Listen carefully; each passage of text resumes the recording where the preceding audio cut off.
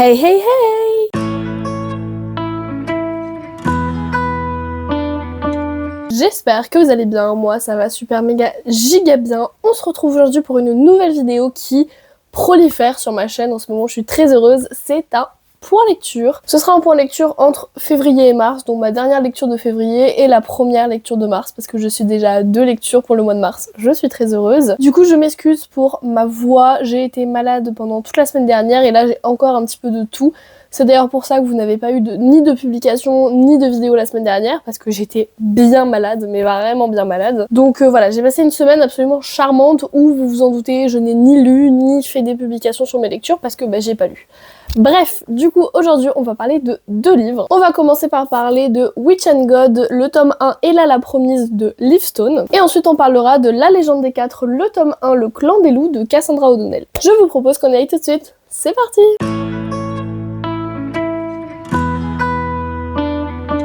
On commence déjà par le tome 1 de Witch and God, Ella la promise de Livestone chez BMR. Ici nous allons être dans une réécriture de la mythologie grecque.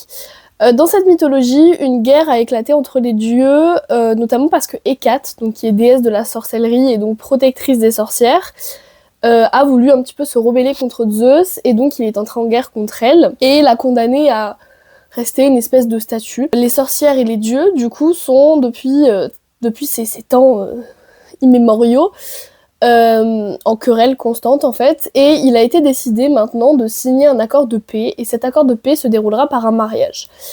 Nous, on va suivre Ella. Ella, c'est la plus jeune sœur d'une fratrie de 3 sœurs. Méroé, sa sœur cadette, qui est censée être la promise dans cette histoire. Le jour où ils vont découvrir le promis, qui n'est autre que Deimos, fils de Arès et Aphrodite et dieu de la terreur, eh bien Deimos va faire quelque chose qui est un peu, comment pourrais-je dire, incongru.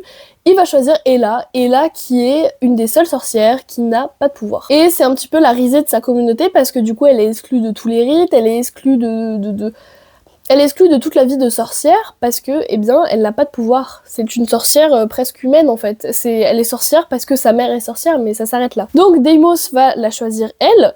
Et très vite, Ella va découvrir que ce mariage n'était peut-être pas juste un accord de paix, mais bien une façon pour les sorcières de redonner un corps à Hécate et de se venger de Zeus. Donc Ella, elle va se retrouver impliquée dans ces espèces de magouilles de sorcières où en fait elle a un rôle super important à jouer alors que toute sa vie, eh ben, on lui a bien fait comprendre que en fait c'était qu'une petite merde et qu'elle avait pas sa place dans la communauté, et maintenant on lui annonce que elle va devoir limite sauver les sorcières. Et en contrepartie de ça, elle se rend compte que Deimos, elle aime beaucoup et que peut-être que le plan que les sorcières ont mis au point, et là, elle a pas très envie de l'accomplir parce que ça voudrait dire perdre la confiance qu'elle avait instaurée avec Deimos. Donc on va la suivre dans ce dilemme-là, et bien sûr dans le développement de sa relation avec Deimos, qui se comporte à la fois comme un gros chien et à la fois comme un gentleman. On sait pas trop où se positionner, mais du coup voilà, c'est un petit peu ce qu'on va suivre tout le roman, c'est ce tiraillement d'Ella entre ses valeurs personnelles, parce que ce que veulent faire les sorcières, c'est pas ouf en termes de morale, mais aussi la dévotion à sa communauté, et puis surtout le fait que maintenant, elle est considérée comme quelqu'un d'important, alors qu'avant, tout le monde limite lui crachait à la gueule. Donc c'est un petit peu ce qu'on va suivre ici, en plus bien sûr du côté romantique de la relation entre les deux. Alors en termes de smut, il n'y en a pas tellement, franchement je crois qu'il y a 2-3 scènes, voilà, c'est vers la fin, il y a 2-3 scènes comme ça, donc voilà, c'est pas omniprésent. Mon avis global, vraiment, alors c'était une relecture, déjà. C'est tous les livres que je vais vous présenter, c'est des relectures aujourd'hui. Je l'avais lu en 2022, enfin pendant mon année de terminale, et je m'en souvenais plus du tout en fait, j'avais de très brefs souvenirs mais pas... je me souvenais bizarrement de la fin de l'épilogue. J'ai beaucoup adoré ce livre, j'ai adoré le personnage d'Ella. Et vous savez que c'est rare que j'aime les personnages féminins dans le young adulte parce que je trouve qu'elles sont trop clichés, trop bébêtes, trop... voilà. Et là, j'ai adoré Ella parce que elle veut absolument rester fidèle à ses valeurs. Le plan des sorcières, pour elle, est complètement immoral et elle ne veut pas suivre ce plan-là. En même temps, elle veut pas trop les décevoir non plus, donc elle leur dit pas face à face, mais dans son fort intérieur, elle sait qu'elle ne le fera pas parce que... Enfin pas elle sait qu'elle ne le fera pas, mais elle est tiraillée avec ses valeurs personnelles. J'adore les personnages qui restent fidèles à leurs valeurs. On sent qu'il y a une profonde gentillesse en Ella qui est juste incroyable. C'est très ironique qu'elle se marie au dieu de la terreur, du coup. J'ai aussi beaucoup aimé Deimos parce qu'en fait... on voit tout de la vision d'Ella. On a un chapitre bonus à la fin du point de vue de Deimos, mais on voit quasiment tout de la vision d'Ella. Et clairement, en fait, on apprend à connaître Deimos au-delà de son apparence de dieu de la terreur. Et j'ai trouvé ça génial parce que même le personnage de Deimos, c'est vraiment un personnage hyper intéressant. J'ai adoré aussi l'espèce de chamaillerie. Alors, on les voit pas beaucoup, mais l'espèce de chamaillerie entre Circé et Hermès. Donc Circé, c'est la plus grande sœur de Ella, et Hermès, bon, je ne vous le présente plus. Y a une espèce d'ambiguïté, de non mais on se déteste, mais en fait tout le monde sait très bien qu'ils vont finir ensemble, et c'est d'ailleurs le sujet du tome 2. J'ai lu le résumé du tome 2, j'ai vraiment hâte, donc je me demande si je vais pas aller l'acheter très bientôt. J'ai beaucoup aimé toutes les machineries politiques aussi, parce que au-delà d'une romance, ce mariage est un mariage d'intérêt. Donc c'est un mariage forcé, proximité forcée qui finit en romance, mais à la base, c'est quand même des enjeux politiques qu'il y a derrière. Notamment le fait que Zeus se pense tout puissant et que les sorcières ont réussi à l'avoir, en fait, très clairement, parce qu'elles avaient clairement des idées derrière la tête de ce mariage.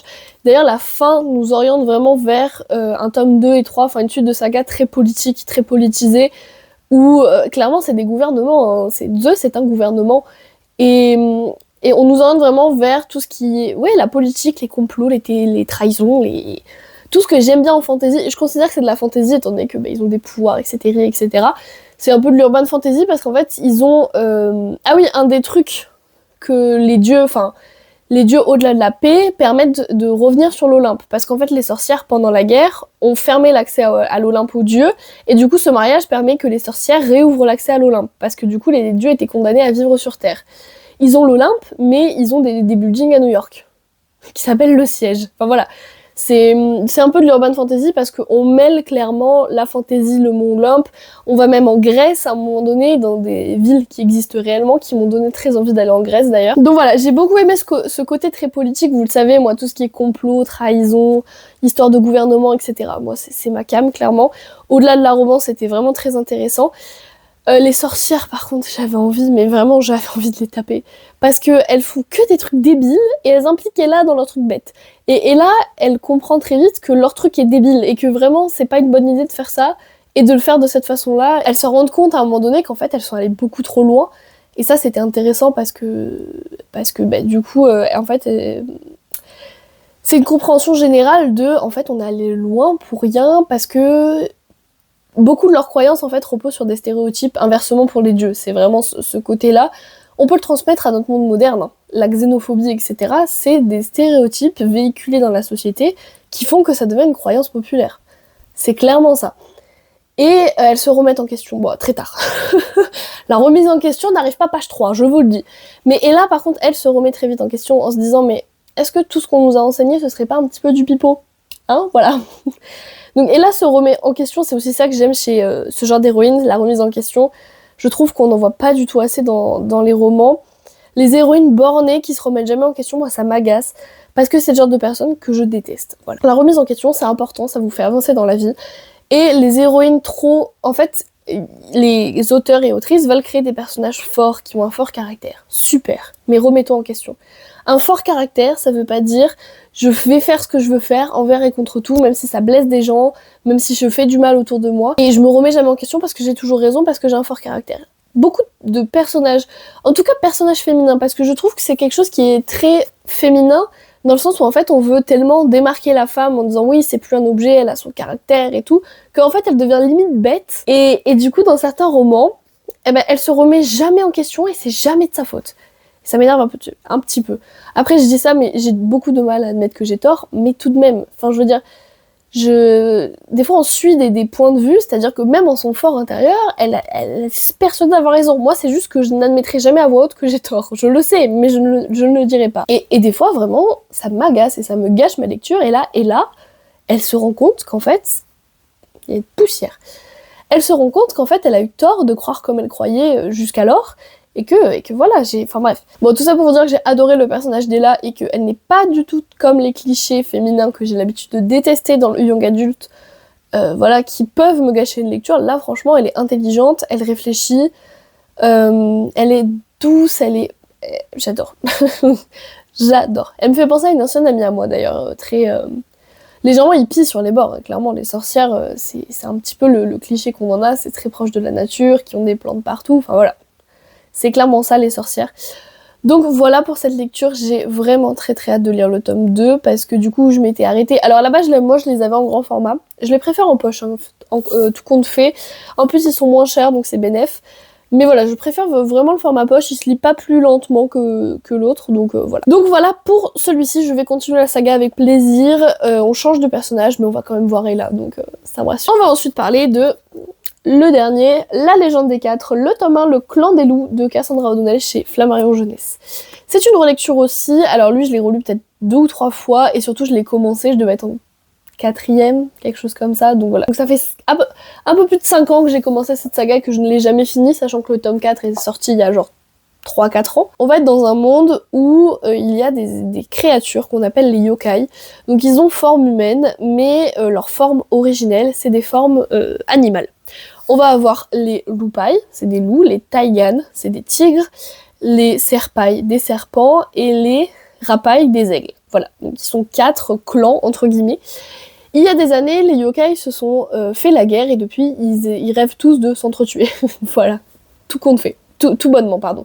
Donc Lupai Taigan et Serpai Rapai, c'est vraiment les 2 oppositions les plus fortes. Après, ils sont tous opposés les uns les autres. Mais vous avez quand même 2 convergences, on va dire. Les humains, nous, on est réduits un petit peu, pas en esclavage, mais en fait, on a voulu se rebeller contre les yokai, et du coup, ils nous ont un petit peu obligés à vivre dans des villes sans technologie. En fait, on est revenu un peu à l'âge de fer, clairement. Donc on n'a plus de technologie, les armes sont interdites, voilà. La vie est redevenue un peu comme le Moyen-Âge, hein, j'ai envie de vous dire.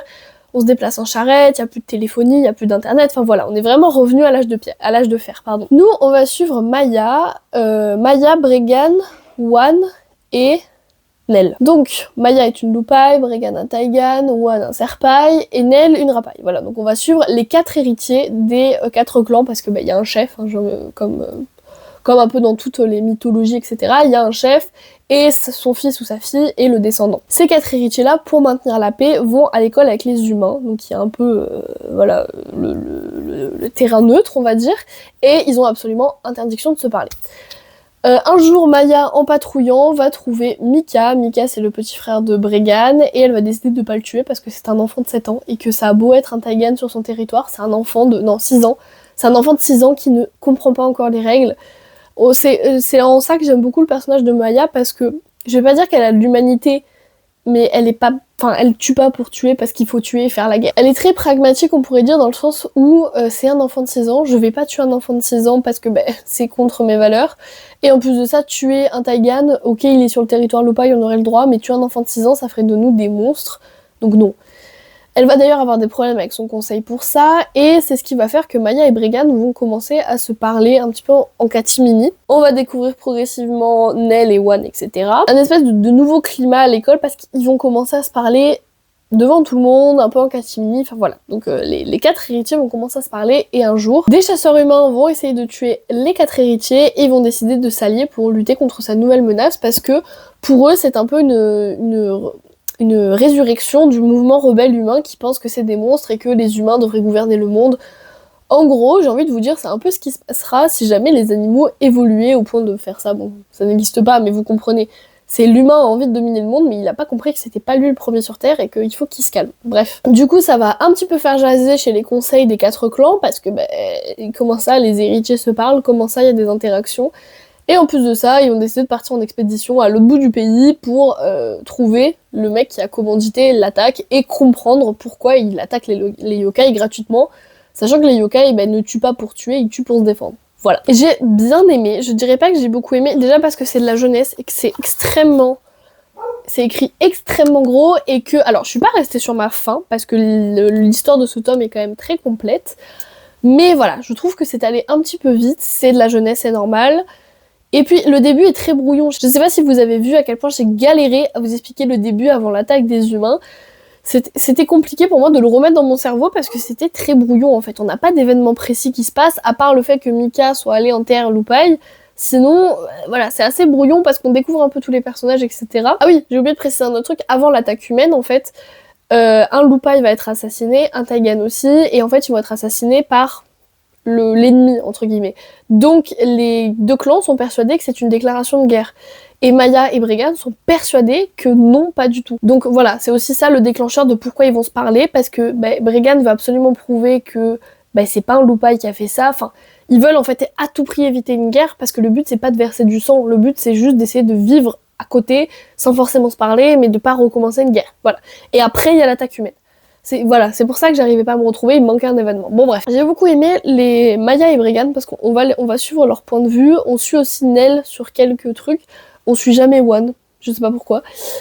Du coup, j'ai beaucoup aimé parce que les deux sont très fidèles à leurs valeurs et clairement, on va pas faire une guerre pour faire une guerre parce qu'on a décidé que l'ennemi c'était eux, on va essayer de comprendre ce qui s'est passé, on va essayer de comprendre pourquoi c'est arrivé. Et c'est complètement ridicule de lancer une guerre parce qu'en plus de ça, Maya et Bregan ont perdu tous les deux un parent pendant cette guerre, donc on va arrêter les dégâts et éviter de relancer un nouveau bain de sang. Donc j'ai beaucoup aimé ça sur les personnages, surtout que pour de la jeunesse, ça véhicule de très bonnes valeurs, je trouve. Et puis il y a ce côté approche de l'autre, genre en fait on connaît pas l'autre parce que on nous a jamais appris à connaître l'autre, tout simplement parce qu'on est ennemis depuis des années. Donc quand ils vont se retrouver un peu à devoir lutter contre un ennemi commun, c'est hyper intéressant parce que du coup ils vont utiliser les forces des uns et des autres pour réussir à vaincre, etc. etc. Et en plus de ça, il y a des espèces de joutes verbales parce qu'entre Maya et Bregan, il y a une ambiguïté claire et nette, mais entre Nell et One, c'est pas de l'ambiguïté qu'il y a, c'est juste de la haine. Et c'est très très drôle parce qu'ils s'envoient des pics à longueur de journée et c'était super marrant. J'ai beaucoup aimé aussi le personnage de Cléa qui est une amie de Maya, donc une autre loupaille, qui a beau être un peu contre cette alliance, etc., elle va quand même aider Maya parce qu'elle se rend compte que les enjeux sont quand même très importants. A contrario de Cook, qui est un des potes de Bregan, qui lui m'a donné envie de lui écraser la tête par terre ou de le noyer, au choix. Vraiment, en fait, Cook, il réfléchit pas par lui-même. C'est ça qui m'énerve. Il réfléchit pas par lui-même, il réfléchit juste parce qu'on lui a dit de faire ça, donc il faut faire ça. Et du coup, ça contraste beaucoup avec ce que Maya et Bregan font, parce que ils vont contre les préceptes de toujours, pour respecter leurs valeurs, en fait, tout simplement. Et j'ai trouvé ça génial, parce que c'est très bien de faire ça. Mais Cook, par contre, c'est l'inverse. C'est vraiment, on m'a dit de faire ça, je fais ça. Et je me tais, surtout. Et Cléa, c'est un petit peu la même chose que les deux, c'est, ok, il y a des préceptes et je suis un peu mal à l'aise, mais en même temps, je sens que c'est important ce qu'on fait, et c'est bien ce qu'on fait. Donc voilà, donc on avait vraiment ces deux balancements entre Cook et Bregan et Maya, et Cléa. Entre les deux, on va dire Cléa. Mais voilà, Cook m'a vraiment énervée. S'il a réussi à m'énerver, c'est bien. C'est pas mal. Je pense que c'était fait exprès. Enfin, pas exprès, mais voilà, c'est le personnage un peu antagoniste dans l'histoire. Enfin, pas antagoniste, parce que c'est d'autres gens les ennemis, mais un petit peu le bâton entre les roues, quoi, j'ai envie de vous dire. Donc voilà, c'était quand même pas mal. La mythologie, moi, je l'aime beaucoup. Ça fait plusieurs fois que je relis ce livre. Le fait qu'il y ait des créatures qui sont au-dessus des humains, déjà, ça nous remet à notre place un petit peu. Et en plus de ça, le côté, oui, les humains en fait ont régressé et n'ont plus le droit d'avoir des armes, n'ont plus le droit d'avoir la technologie. Je trouve ça génial. Et je pense qu'on va en apprendre un petit peu plus dans les tomes suivants. Le tome 2 s'appelle Le Clan des Tigres. Donc voilà, ça va être sur les tigres. Écoutez, j'ai pas grand chose à vous dire de plus parce que vraiment ce roman est super court. Je l'ai fini en peut-être 2 heures, un truc comme ça. Donc vraiment c'est écrit tellement gros, ça se lit super vite. Comme je l'avais dit, peut-être que je vais lire le tome 2 dans le mois de mars, mais plutôt fin mars. Je laisse passer un petit peu de temps. J'aime pas m'enchaîner les tomes, sinon ça me dégoûte à force des personnages et de l'histoire. Après, l'intrigue en elle-même était vraiment intéressante parce que du coup on a un peu une fin. En fait, on a une fin de l'intrigue principale, enfin de l'intrigue, comment pourrais-je dire. On a une fin en soi, mais on sent qu'il va se passer d'autres choses et que l'intrigue de ce tome n'est pas finie. Ce qui est logique, c'est une saga. Mais on a une fin, tout de même.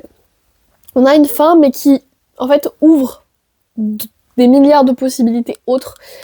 Et je trouve ça absolument génial. Du coup, voilà, j'ai vraiment hâte de lire la suite, pour le coup. Parce qu'en plus, il me manque juste un tome et j'ai la saga au complet. Donc, pourquoi pas. C'était une petite relecture bien sympatoche, mignonne. Pas un coup de cœur, non.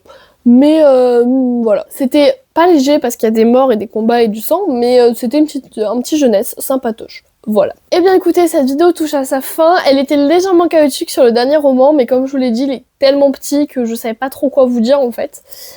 Du coup, j'espère que cette vidéo vous aura plu. Moi, j'adore tourner des points de lecture, ça veut dire que je lis et je commence à prendre un rythme de lecture de plus en plus rapide, ce qui me satisfait vraiment. Du coup, moi, je vous dis à très bientôt. Je vous souhaite de passer de très bons moments, de très bonnes vacances. Je sais qu'il y en a qui sont encore un tout petit peu en vacances. Une bonne reprise pour ceux qui reprennent. Bon travail, bonnes études, bons examens, je ne sais pas. Voilà. Et je vous fais plein de bisous.